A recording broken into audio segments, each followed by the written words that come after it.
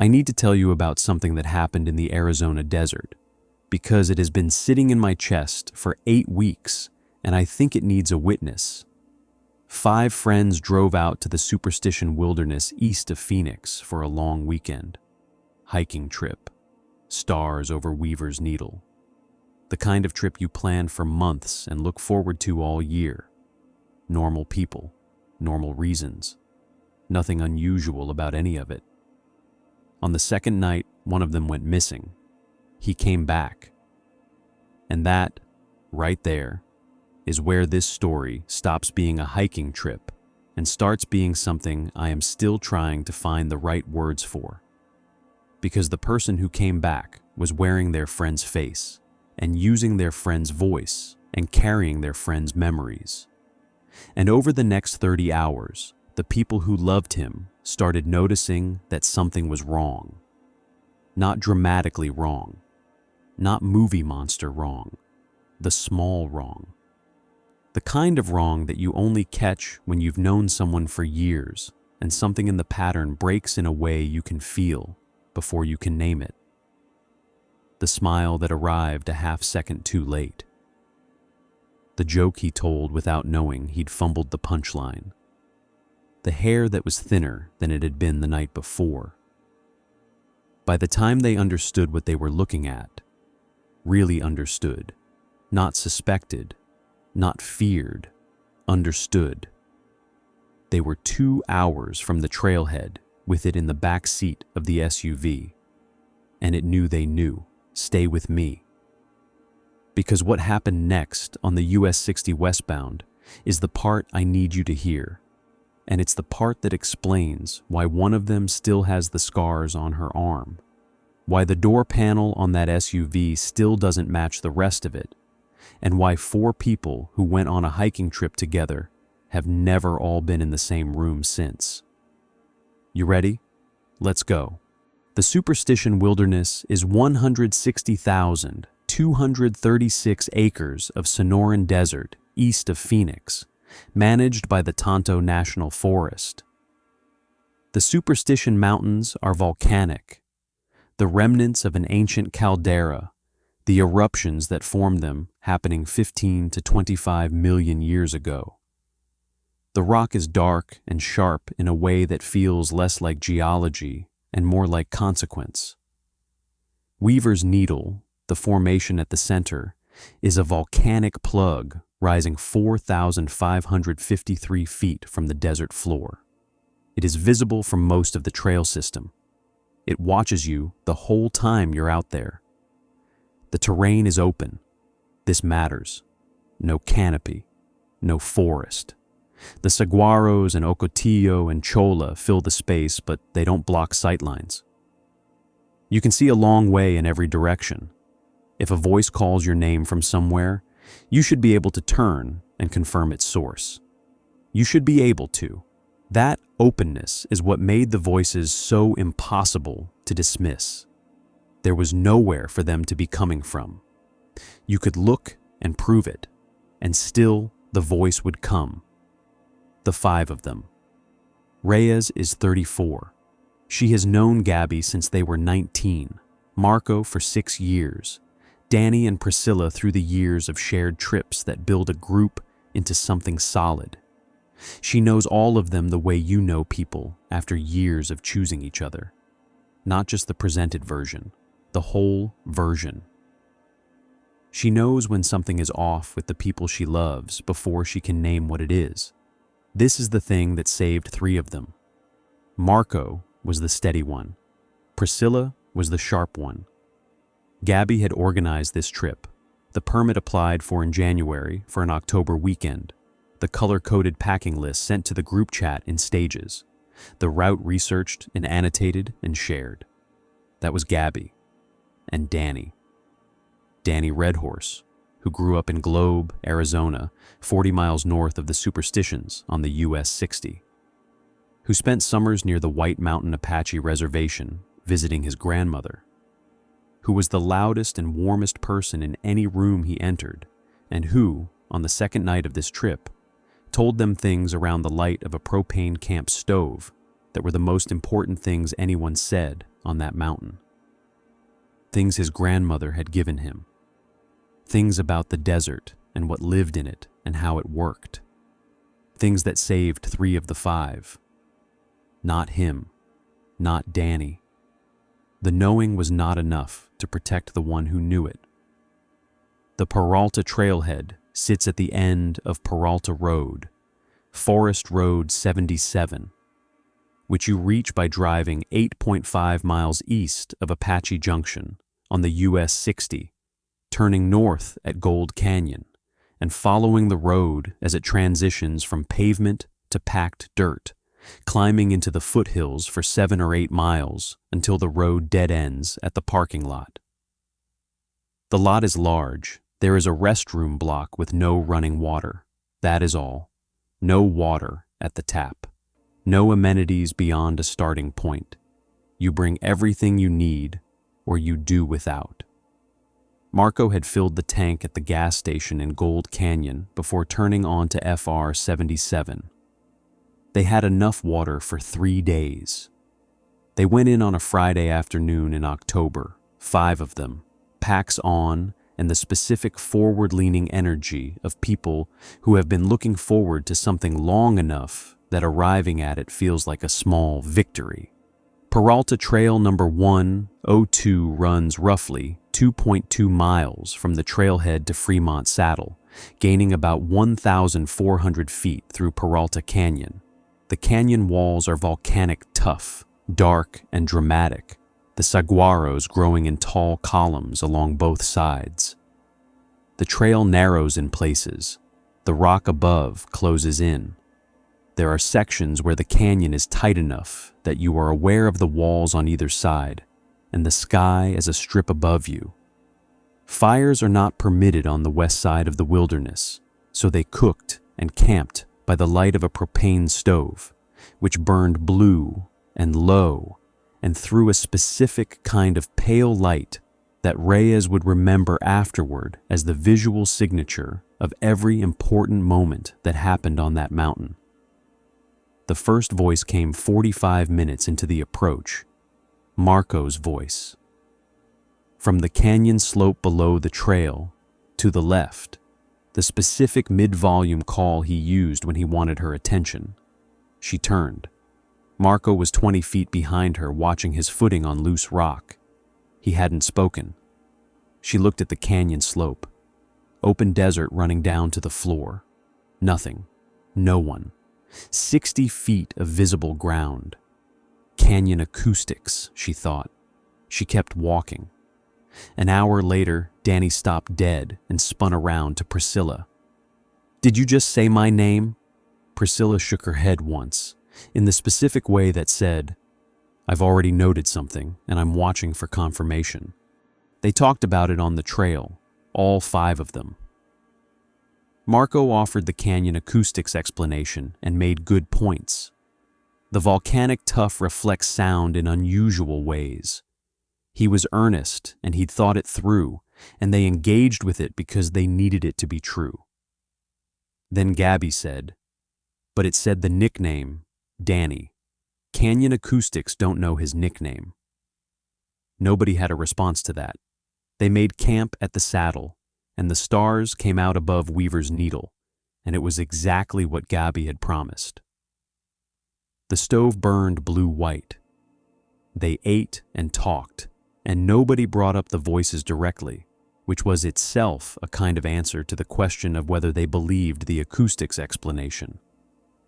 At 2 a.m, Reyes heard Priscilla's voice from the canyon below, calling Danny's name 3 times. Priscilla was asleep 6 feet away. In the morning, Priscilla told them she'd heard Danny's voice from the same direction at the same hour. The rule formed. Don't answer a voice you can't see. Look first. Confirm. Respond. It was the only rule that made sense of what was happening. It would save 3 of them. It would not save the one who taught it to them. The second night at camp, they heated food on the propane stove and ate in the blue-white light of the burner, and afterward, Danny talked. He started from the outside, the way he always started things that mattered, giving them the shape before the center. His grandmother, Globe. The summers near the White Mountain Apache Reservation. He was careful about it. She wasn't Apache. She'd lived near the reservation long enough to learn things from the land and the people in it. He was passing on what she'd given him, and he said so clearly. She told me there are things in the desert that are hungry in a way that doesn't have an end to it, he said. The stove light was on his face, and the desert was dark in every other direction. Not hungry the way an animal is hungry. Hungry the way a wound is hungry. Something empty for so long, it can't remember being full. And these things have a rule they operate under. They can't take you when you're with people who truly know you. Not just people who recognize your face.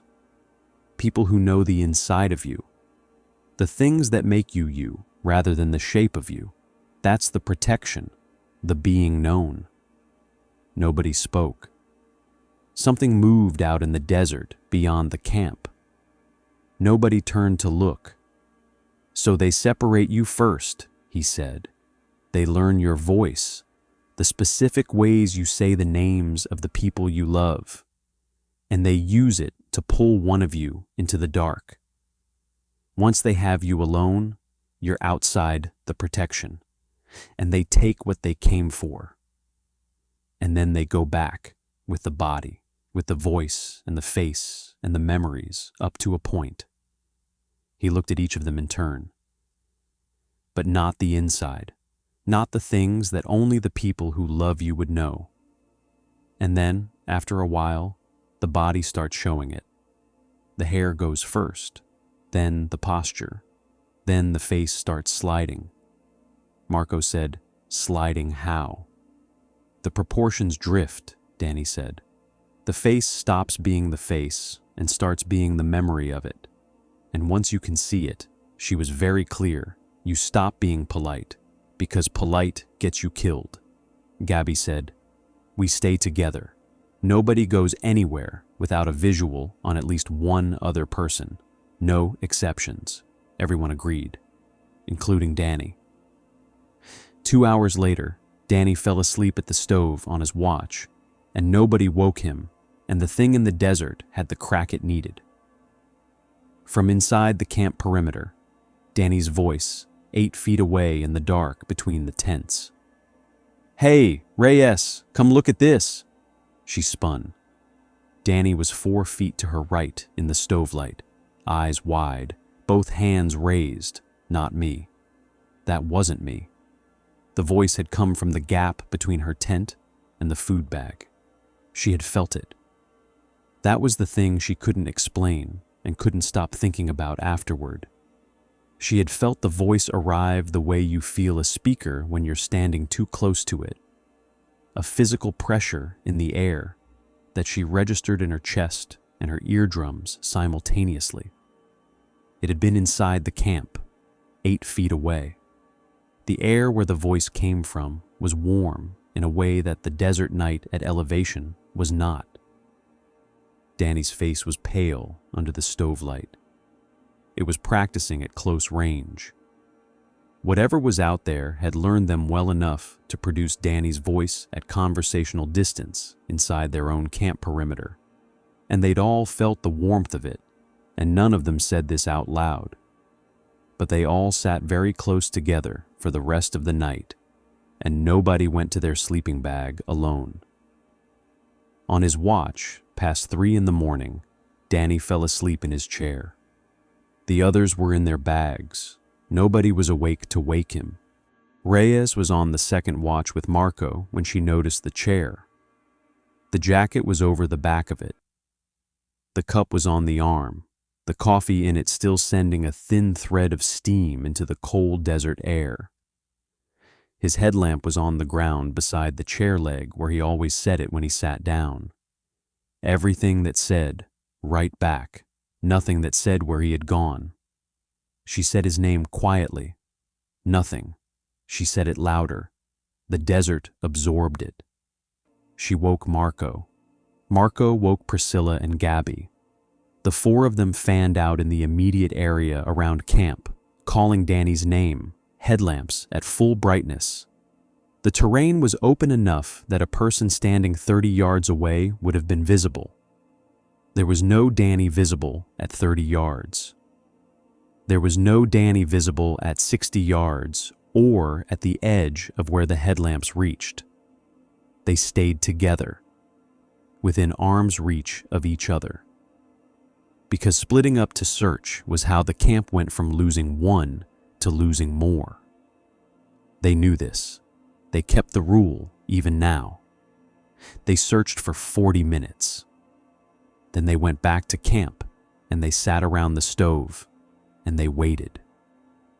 Priscilla sat in her chair with her hands in her lap and her eyes at the north edge of the camp where the trail fell away into the dark.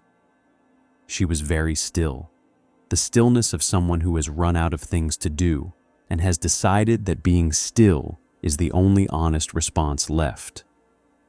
From the north, clear as standing 3 feet away, Priscilla's voice. Danny, I'm over here. Follow my voice." The sound of it hit Reyes in the sternum before she registered it as words.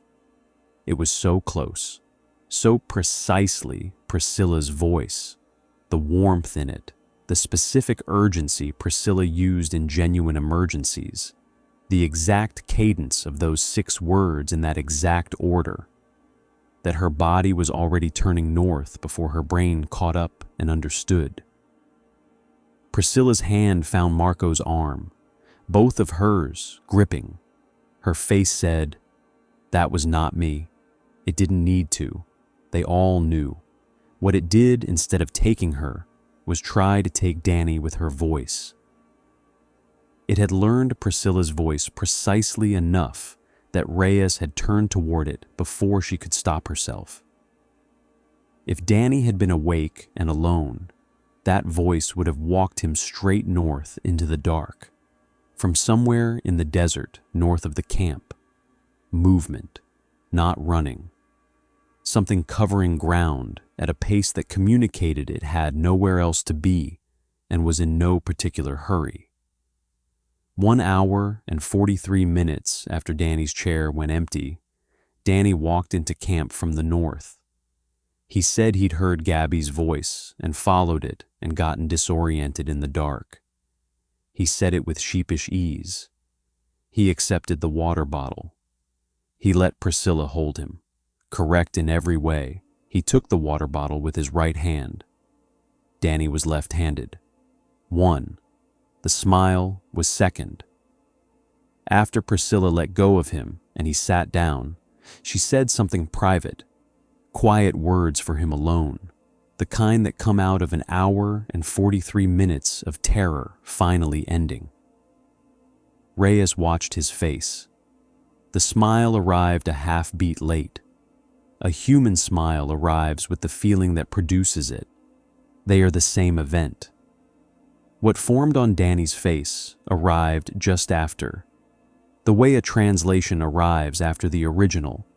Accurate, but with the gap of processing showing in the delay. She'd known Danny's smile for 6 years. She knew the speed of it. This was not the speed. 2. The next morning, the joke. A running bit they'd built over years with its own internal language that required knowing exactly why the thing was funny to land the pivot correctly. Danny told it. He got to the pivot and executed a version of it that had the right shape and none of the right content. He finished it looking satisfied. He had no idea he'd fumbled it. Danny would have known immediately. That was his joke. The pivot was his. He could not have missed it without noticing the miss. Whatever told the joke had the shape of it without the inside. 3. That evening, Reyes steered a conversation toward the Flagstaff trip. A specific afternoon all of them remembered, with specific inside details that lived in the actual memory of being there. She waited for Danny's version. He tracked the shape of the events. the sequence, the general facts. The inside details were gone. She said goodnight. She went to her sleeping bag and lay in the dark and thought about what Danny had told them the night before. About the inside, about the face starting to slide, about his grandmother saying, "Once you can see it, stop being polite." In the morning, she looked at the hair. Danny had thick dark hair, short on the sides. She'd known its density for 6 years, the way you know details about people when you've stopped consciously registering them because they've become background. In the early desert light, over the stove, she looked at his hairline. Thinner. Not in a way that registers for a stranger. Thinner in the way that means something is happening at the root, not the shaft. The hairline above his right temple had moved back a fraction. Not the fraction of a bad night of sleep, the fraction of months. It had been one night, 5 in the count. She packed fast and kept her face neutral. She looked at his shoulders. The natural upright Danny had carried for years was showing the first inward pull, a rounding at both shoulders that hadn't been there 2 days ago. Not injured. The posture of something working harder than it should to hold a shape upright. 6. He glanced up and caught her watching him. He smiled. On time. She'd been watching for the delay, and this time the smile arrived with the glance. Either she'd been wrong about the delay, or it had noticed the tell and corrected for it.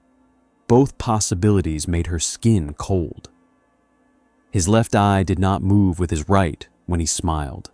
The right eye crinkled. The left held perfectly still for 1 full second. Then it caught up. Then everything was fine. Reyes looked at the stove. Her hands were shaking and she pressed them flat against her thighs and held them there. She could feel her own heartbeat in her palms. She breathed through her nose, 4 counts in, 4 counts out, the way she breathed when she needed to not look like someone who had just seen something that broke the last explanation she had available. Because the I was the last explanation. Everything before it had a possible innocent reading if you were determined enough to find one. Fatigue could account for the smile delay. Stress could account for the handedness. A bad retelling could account for the joke. The hair and the posture could be any number of things that weren't what she was afraid they were. An eye that held still while the other crinkled and then caught up after could not be accounted for. Eyes don't do that. That is not something eyes do. She looked up. He was talking to Marco. Both eyes moving normally, tracking, responding, doing everything eyes do. All of it correct. All of it after the fact. She packed her sleeping pad. She packed her bag. She moved with the efficiency of someone who needs to be somewhere else very soon and is choosing not to run. They left at first light, 4 of them on the trail in the formation that had reorganized itself overnight without discussion. Marco at the front, Gabby second, Reyes third, the thing wearing Danny at the back. The subconscious logic of people who share an instinct they haven't named. Keep the uncertain thing where you can track it without appearing to track it. Reyes watched it in her peripheral vision for 2 miles. The stride was close. The pace was close. But the weight transfer through the hip on each step was slightly not Danny's.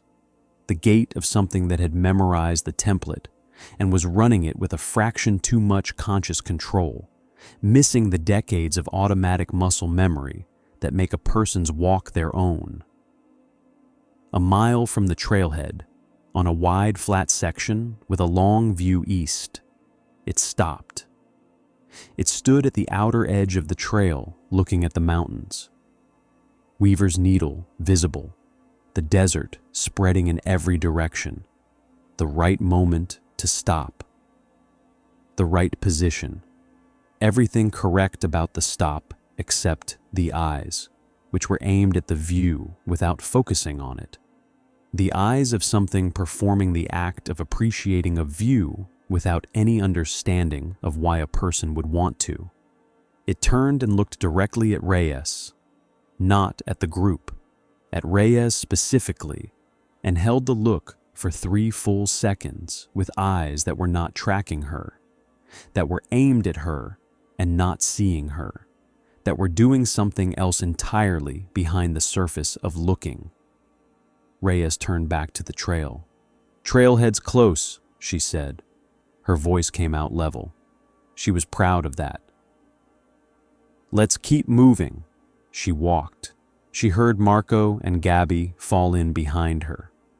After a moment, she heard the 4th set of footsteps. She did not count how long it took for the 4th set to follow. She didn't want to know.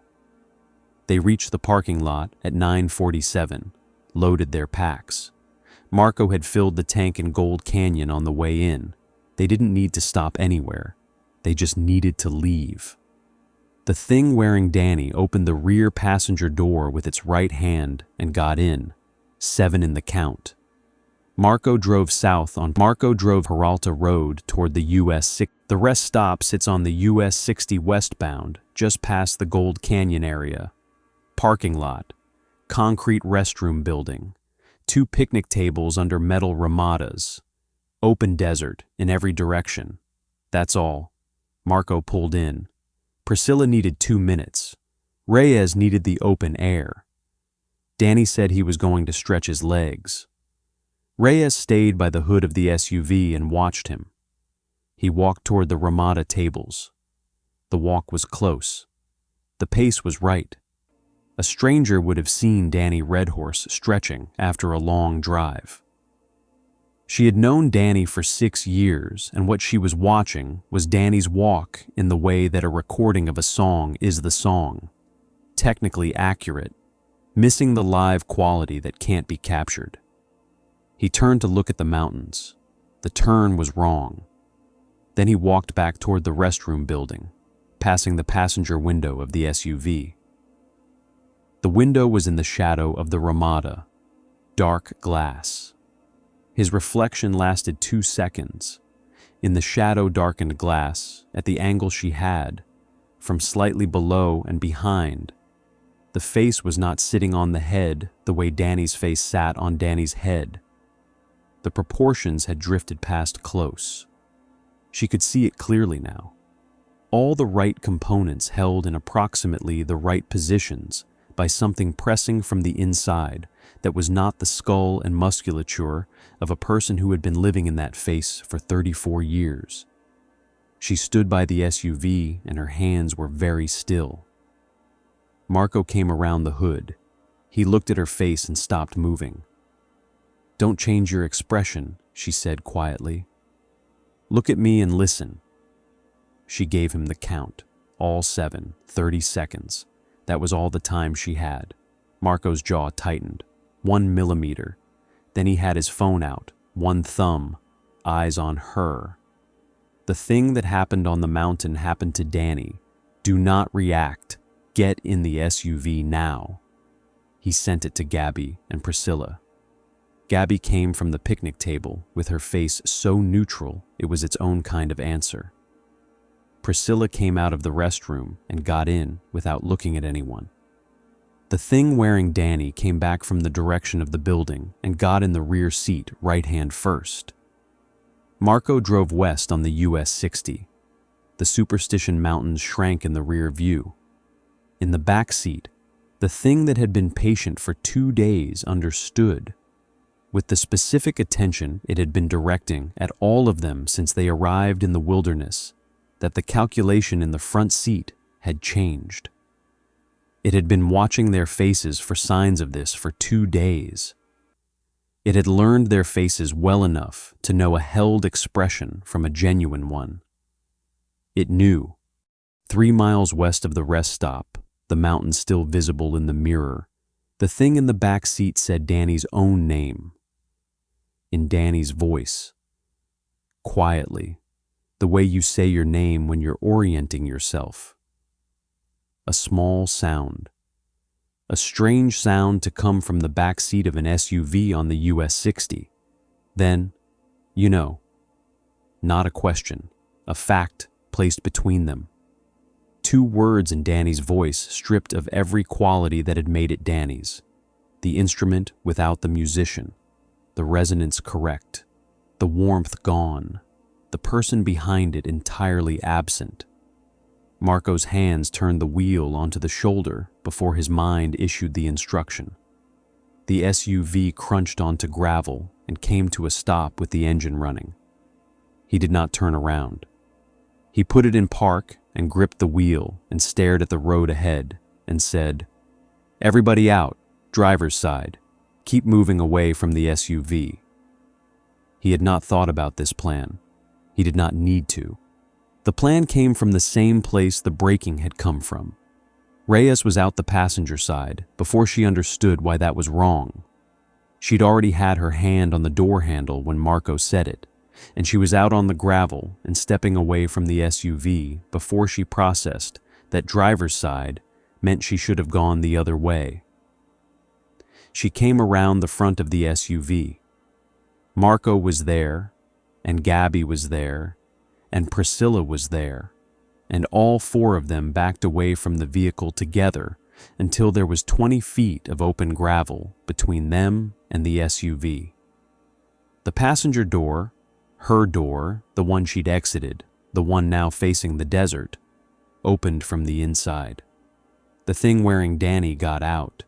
It stood on the gravel shoulder of the US 60 on the passenger side of the SUV, between the SUV and the open desert. Not between them and the SUV, on the far side of it. This mattered. This was the geometry that gave them the few seconds they needed. And in the full midday light of an October Sunday in Arizona, with traffic moving past 40 feet to the left on the highway and open desert on the right, and nowhere for anything to hide, it stopped pretending. It happened in stages, over 5 or 6 seconds, and Reyes watched each stage with the specific, horrified attention of someone who cannot look away and has stopped trying to. The face went first. The proportions that had been drifting for 2 days stopped drifting and slid. Not smoothly, in increments, each one a fraction further from the face she'd known for 6 years, until what was arranged on the front of the head was the memory of Danny's face rather than Danny's face. The components present. Their relationship wrong. The posture went next. The conscious upright collapsed, and what replaced it was not a posture. It was a shape sustained by will rather than skeleton. The shoulders dropped inward, and the spine curved in a direction spines do not curve, and the whole structure settled into something that was taller than Danny's height, by a measure she could not quantify, because the measure was wrong in a way that resisted quantification. The hair above the right temple was almost entirely gone. She was not going to look at what the scalp beneath it looked like.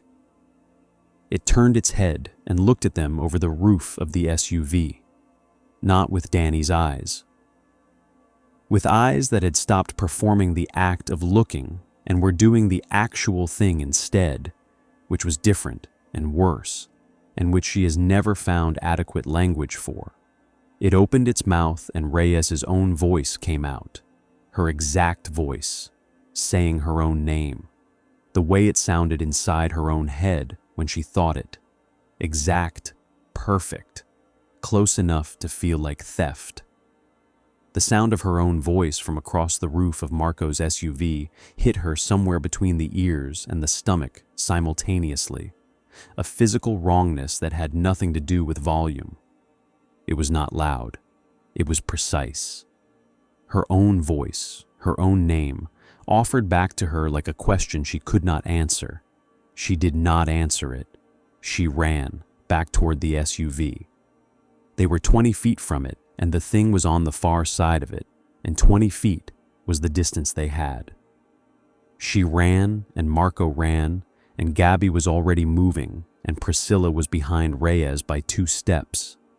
The thing came around the front of the SUV, not over it, around the hood, cutting the angle, moving in the way she had seen it move parallel to the highway when she looked back over her shoulder on the shoulder. Not the gait of something performing humanity anymore. Not the template of Danny's stride. Something else. Something that covered ground in a way she has no reference for and will not try to describe. Marco reached the driver's door. Gabby hit the rear driver's side door and wrenched it open. Priscilla was 2 steps behind Reyes, and Reyes was at the passenger door, the one that was still closed, the one with the window intact, and she had her hand on the handle when she heard it reach the side of the SUV. The impact hit the passenger door while her hand was still on the outside handle. She felt it travel up the metal into her palm and wrist and arm before the sound arrived. The force of it was not speed. It was mass. Something with mass had struck the door from the outside at the same moment she was pulling on the handle from the outside, and the collision of those 2 forces, her pulling, it hitting, threw her backward off her feet and onto the gravel. She hit the gravel shoulder on her left side, hip first, then elbow, then palm. She rolled once and came up onto her knees and looked at the SUV. The passenger window had blown, not cracked, not fractured from a point of impact outward. The entire pane gone, safety glass cubes scattered across the shoulder gravel and across the passenger seat visible through the empty frame. The heat of the desert air rushing through the opening. The window was simply not there anymore. The passenger door had folded. The outer panel had caved inward along the B-pillar in a crease running from the window opening toward the rocker panel. The geometry of the door was wrong. The handle was still in place. Everything around the handle was not. The SUV had lifted. Reyes had not seen this happen because she was on the ground when it happened, but she saw the aftermath. The SUV rocking back down on its suspension, both right tires returning to the gravel with a sound she felt in her kneecaps through the ground. The rocking of a vehicle that had left the ground and come back. The specific oscillation of 4,800 pounds of SUV settling after something that had no business moving. It had moved it. The thing was at the passenger door, standing on the far side of the caved metal, not reaching through the open window frame, not pursuing Reyes on the ground, standing, looking at her over the ruined door. Priscilla grabbed Reyes's arm, the left arm, the one she'd hit on the gravel, and the pain of the grip was the most useful thing she'd felt in the last 60 seconds, because it was completely ordinary pain from a completely ordinary cause. Priscilla hauled her upright, and they went around the back of the SUV, away from the thing at the door, to the driver's side where Marco and Gabby were already in. She got in the passenger seat through the driver's side rear door. She pulled the door shut behind her. She was in the back seat, and Priscilla was beside her, and Marco had the SUV in drive, and the tires were on the asphalt, and they were moving. She looked at her left arm. The palm was torn from the gravel fall. The forearm had a line of cuts from wrist to elbow, not from the impact, from the glass. Safety glass cubes had scattered onto the shoulder when the window blew, and she had fallen into them, and her forearm had found them in the way arms find glass when they're not looking for it. None of it was serious. All of it was bleeding. She pressed her right hand over her left forearm and held it.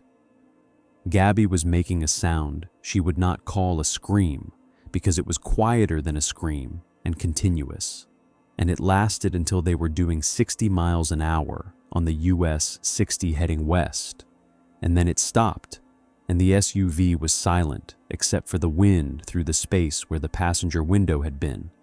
That wind was loud and constant and hot and filled the silence in the way loud, constant, hot wind does, which is not comforting, but is at least something.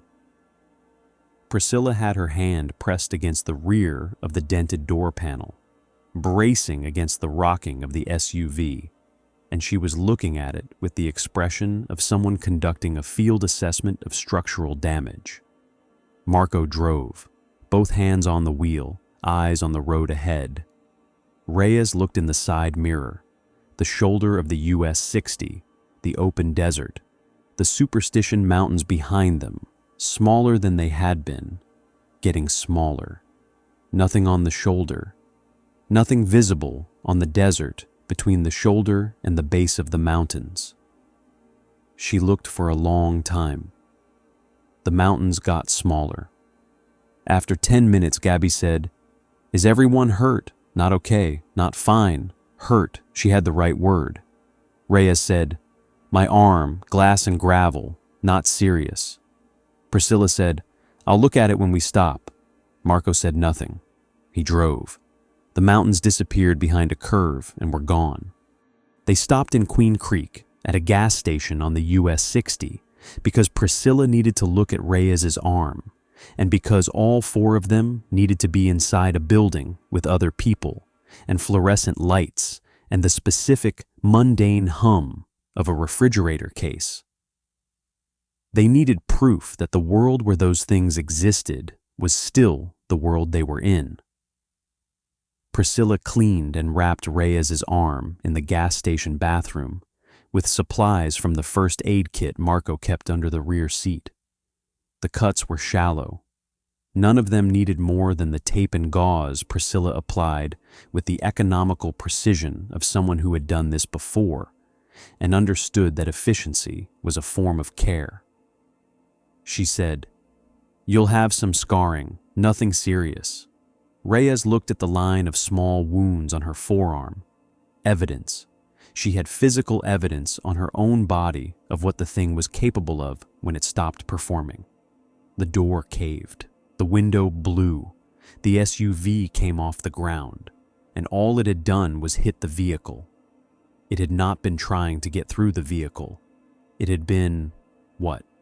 Stopping them, warning them, demonstrating something. She didn't know. She was going to carry that not knowing. Marco bought water for all of them and a bag of chips that nobody touched. They stood in the snack aisle for a while. The cashier was watching something on their phone. Two kids were looking at the refrigerator case. A man in a work truck was getting coffee at the machine by the door. Ordinary, all of it, completely and entirely ordinary. Reyes stood in the snack aisle of a gas station in Queen Creek, Arizona, with safety glass cuts under the gauze on her left arm and the memory of an SUV lifting off the ground, and looked at the ordinary world happening around her, and felt the specific disorientation of someone who has crossed a line and cannot uncross it. Marco said, "We should keep moving." They kept moving. On the highway, Priscilla talked. She laid it out the way she laid out everything difficult. Flat, precise, without performance. Just the facts in the order that mattered. Danny went alone into the dark. Whatever it was, it had him before it used his voice to bring him back. The Danny who sat with them at the stove, light on the second night, was never Danny.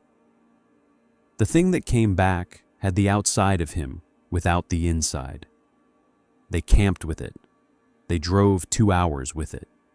They didn't say anything, because saying it sooner meant it knowing sooner, and knowing sooner meant something different from what happened at the shoulder.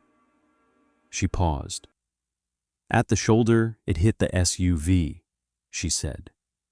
It didn't reach through the window. It hit the vehicle. I don't know what the difference means. I think it means something. Nobody answered that, because nobody knew what the difference meant. Reyes has thought about it in the 8 weeks since. The only answer she's arrived at, which she holds loosely, because she holds everything about this loosely, is that hitting the SUV was the thing's version of what Danny told them around the stove, the protection of the known. 4 people who knew each other, in a vehicle together, moving away. Whatever rule it operated under, whatever constraint kept it from taking people who were genuinely known, maybe hitting the SUV was the limit of what it could do when that constraint was in place. Maybe it was telling them something. Maybe it was saying, I know what I can't take. I'm showing you the edge of that. Or maybe it was something else entirely, and she'll never know. She carries the not knowing the same way she carries everything else from that trip. Carefully. For as long as she has to. Danny Redhorse has not come back. Reyes filed the missing persons report on the 4th day.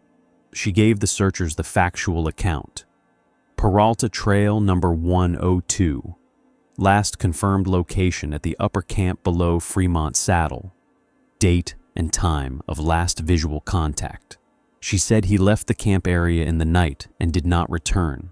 All of that is true. None of it is complete. She has made her peace with this. The search teams found nothing. The case is open. It will stay open. Marco had the SUV repaired the week they got back. A new passenger window, a replacement door panel from a salvage yard, the suspension checked. The shop asked what happened. Marco said he'd hit a cattle barrier on a ranch road in the dark. The guy wrote it up and didn't pursue it. The door panel doesn't match the rest of the SUV exactly. A slightly different shade of paint. Marco has not repainted it. Reyes doesn't ask him why. She thinks she knows why.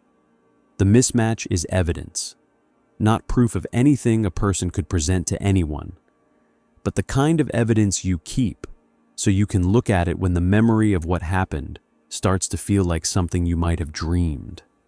The cuts on Reyes's arm healed. Priscilla was right about the scarring, a faint line of small marks from her wrist to her elbow, visible in certain light. She covers them sometimes, and sometimes she doesn't. When people ask, she says it was a hiking accident. This is true. She doesn't expand on it. Priscilla is in Portland. She and Reyes text, short and regular. They don't talk about the trip directly. They don't need to. The trip is in every message they send, present without being named, the way a shared experience that has no adequate language for it tends to live between the people who survived it. Gabby still has the packing list on her phone, can't delete it. Reyes understands. Danny's enthusiasm is in the message thread beneath it, his replies when Gabby sent each section, his argument for the heavier sleeping bags, his specific excitement about the stars. That thread is still there. She hasn't deleted that either. Reyes thinks about the voices, the progression Priscilla had named on the second morning, imprecise the first afternoon, accurate by the second morning, perfect by the time it was inside the camp perimeter. Something that had been listening long enough to learn not just the sounds, but the personality encoded in them. The warmth in Priscilla's voice when she said Danny's name. The specific inflection Marco used when he wanted Reyes's attention. The nickname only old friends used. The patience required to learn all of that is the thing that keeps her awake, not the impact, not the window or the door or the SUV lifting off the ground. The patience, the fact that it had been listening before they arrived, that they were not the first group it had listened to, that in 160,000 acres of desert, something has been refining this across seasons that predate the trail, predate the wilderness designation, predate any record she can find. She hikes with people she trusts. She tells them the rule before every trip without explaining where it came from. If you hear your name and you can't see who's saying it, don't answer. Look first, confirm, then respond. They think it's a general safety thing. She lets them think that. And when she's with the people she loves, she pays attention to the small inside things. The specific way a friend tells a story, including the details only that person would include. The question they'd ask that comes from actually knowing her. The smile that arrives with the feeling rather than after it. The laugh that is the person rather than the shape of the person. She checks, quietly, periodically, confirming that the person beside her is the inside of themselves. So far, every time she's checked. So far. What the desert takes, it keeps. What it lets go, it marks. The four of them are marked. Reyes carries this without calling it a burden. Danny gave them the knowledge that kept them alive. He gave it the night before it took him, in the blue-white light of a propane stove in the Superstition Wilderness, because that's who he was. He was the one who told you what you needed to know, even when the telling had a cost he couldn't see yet. The desert kept Danny. It did not keep what Danny gave them. Reyes is holding that. She intends to keep holding it. She thinks it's the right response to what he did. She thinks he'd agree.